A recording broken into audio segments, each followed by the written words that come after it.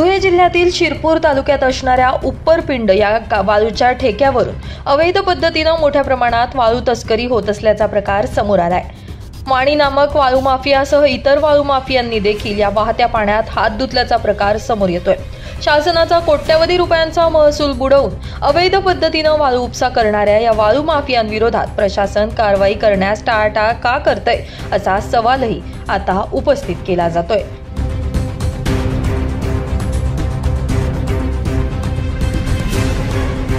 रात्रीसह दिवसा ढवळ्या देखील या वाळू माफियांनी उच्छाद मांडला असून मुंबई आग्रा महामार्गावरून सतत वाळूच्या वाहनांच्या फेऱ्या होत असल्याचा प्रकार समोर आला।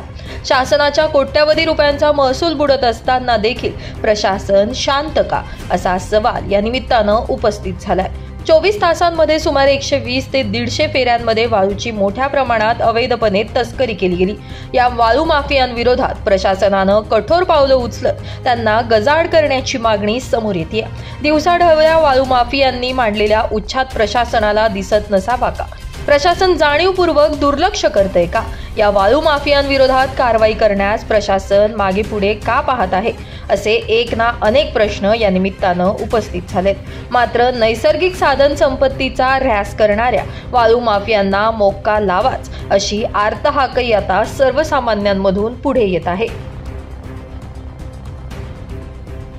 ब्युरो रिपोर्ट, माझा महाराष्ट्र न्यूज, धुळे।